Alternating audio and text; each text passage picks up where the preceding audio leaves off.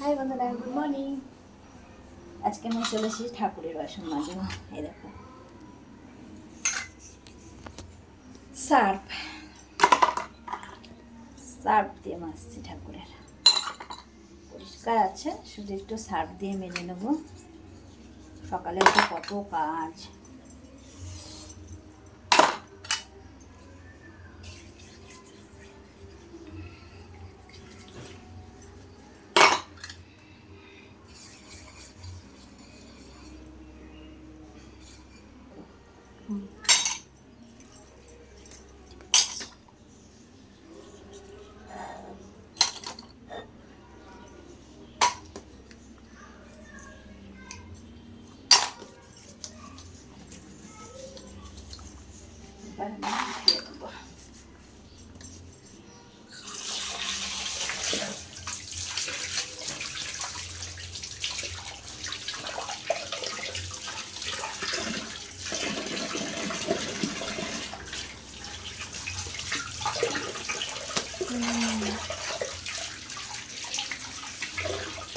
ঝুড়িতে বাসনগুলো উঁচু করে দিলে দিয়ে জলটা ঝরে যায়।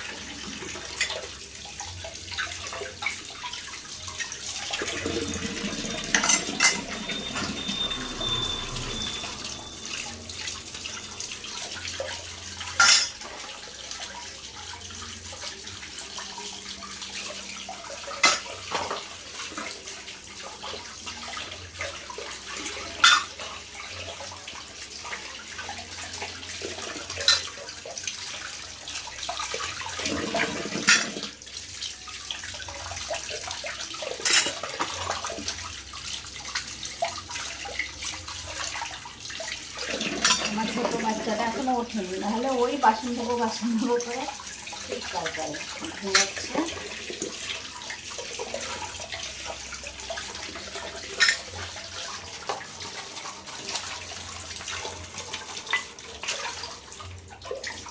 আর হয়ে গেল ঠাকুরের বাসন ধোয়া।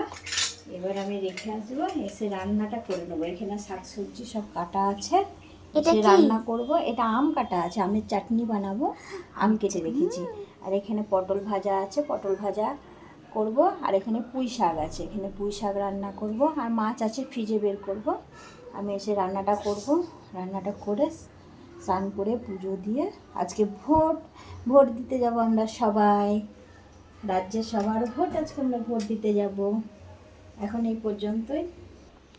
শাকসবজিগুলো আমি ধুয়ে নেব। পটলগুলো আলাদা করে নিলাম, বড় বড় পটল তো, তাই চার পিস করেছি। শাকসবজিগুলো আমি ধুয়ে নিই। এর মধ্যে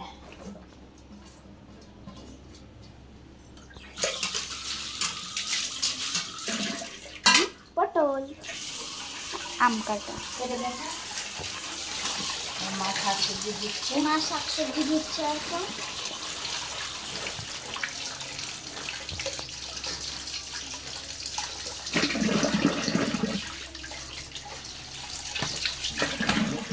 পটলটা দিয়ে দেবো।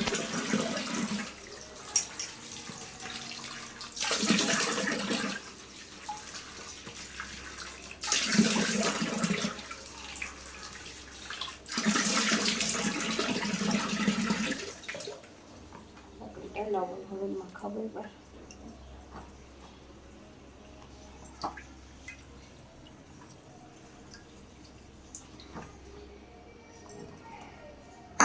এবার লবণ হলুদটা মাখিয়ে দেবো।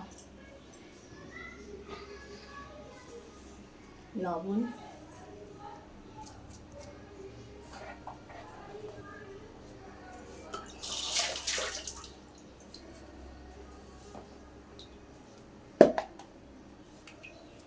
হলুদ,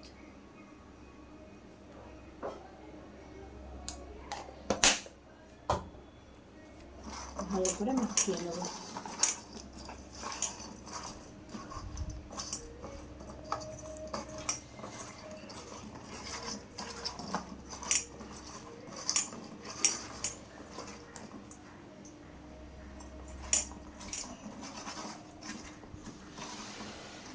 এবার কড়াই বসিয়ে দিলাম। আমার আলু ভাজা হয়েছিল, আলু ভাজার কড়াইয়ে আমি পটলটা এখন ভেজে নেব।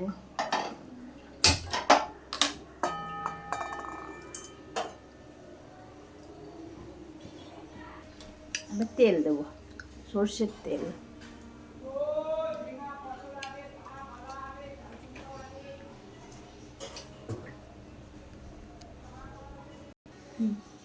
এবার তেলটা গরম হয়ে গেছে, আমি পটলটা দিয়ে দেবো।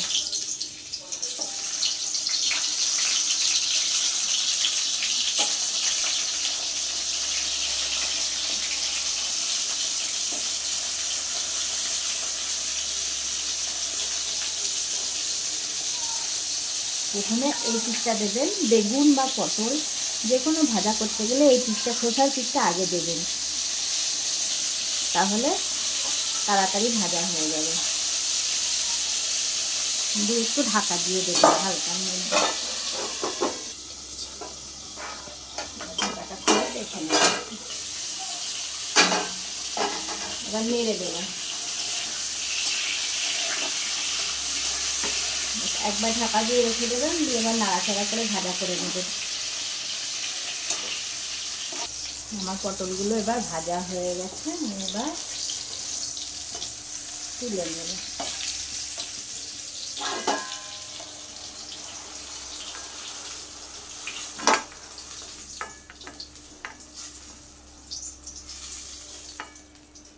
গরম গরম মুসুরির ডাল, আম দিয়ে আর ভাত আর পটল ভাজা হেভি লাগবে। আমার এই রান্নাটা যদি ভালো লেগে থাকে তাহলে সাবস্ক্রাইব, লাইক, কমেন্ট করে পাশে থাকবেন। Tata, bye bye.